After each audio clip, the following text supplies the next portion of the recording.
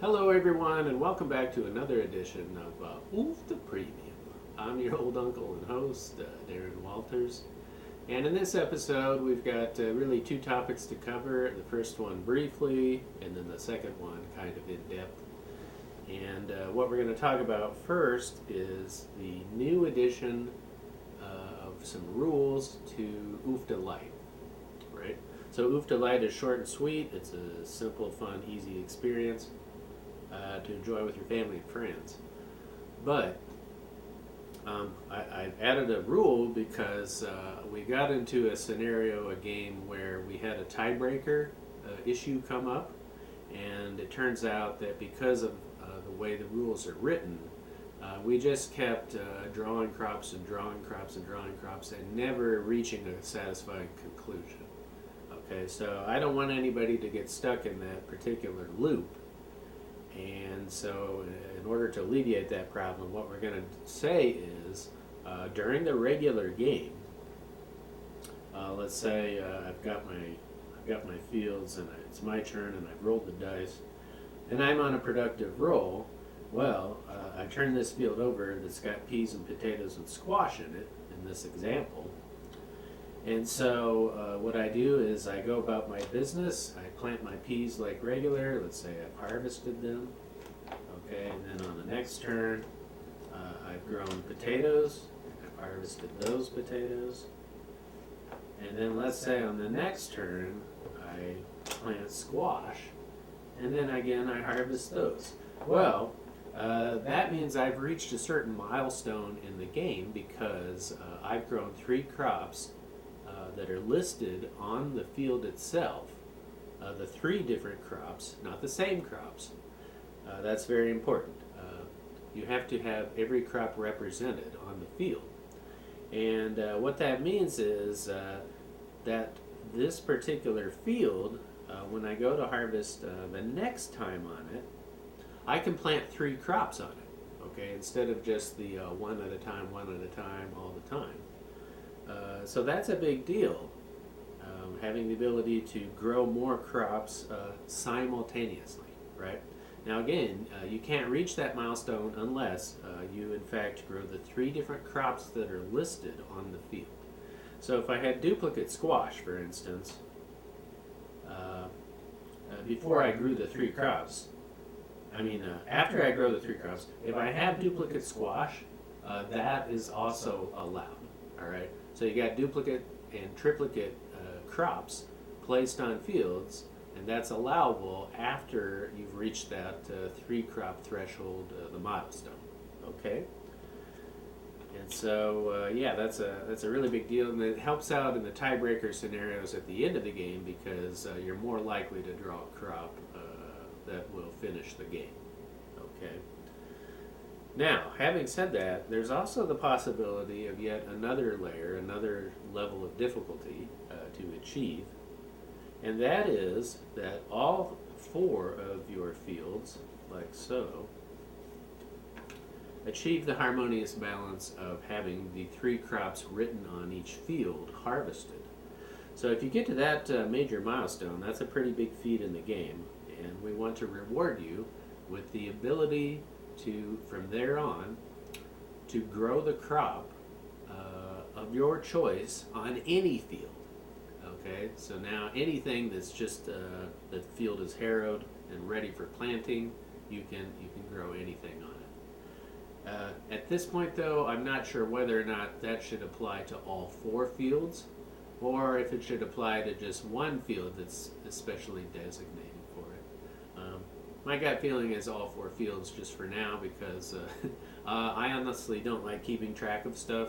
Other people are brilliant at keeping track of statistics, and more power to them. All the little details, that's great. But I can't count myself among their numbers. I just don't have those powers of cognition.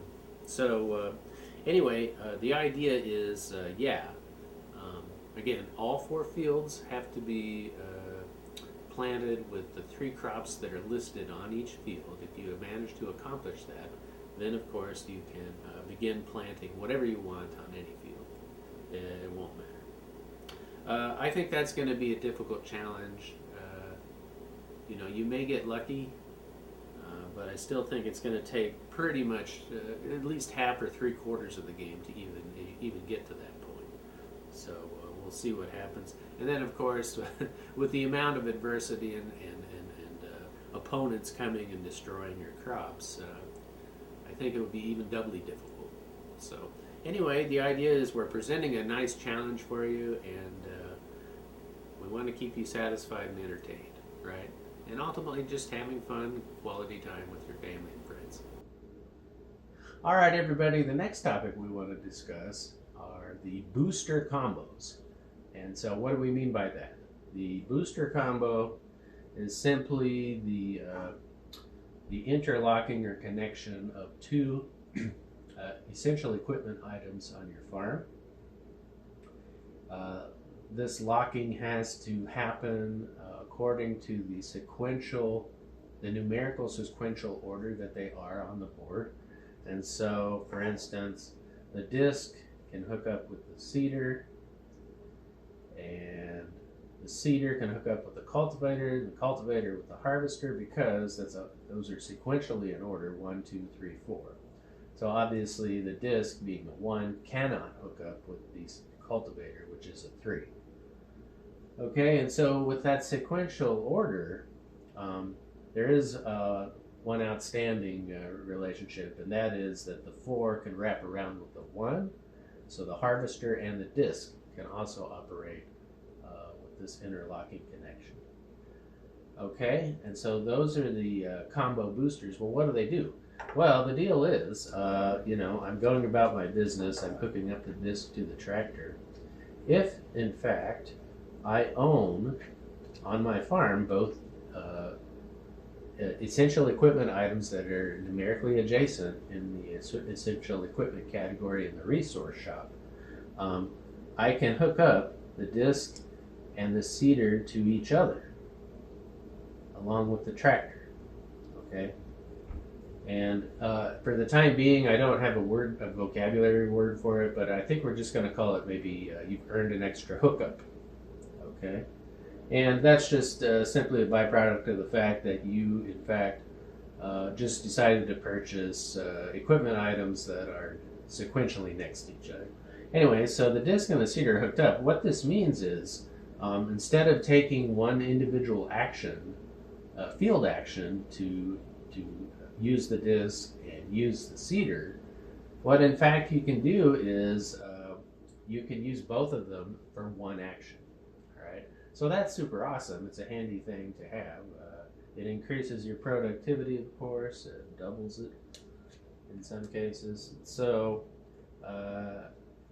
it's just another way to reward the people who plan ahead a little bit and think things through, think it out, and manage their equipment items.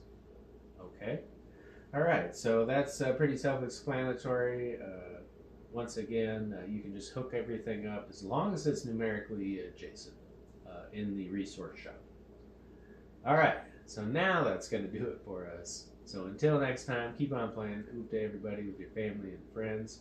Don't forget to Gmail me sometime at sretlaw2@gmail.com, or you can always leave the comments and suggestions below the video. All right, that's going to do it for me. Over and out.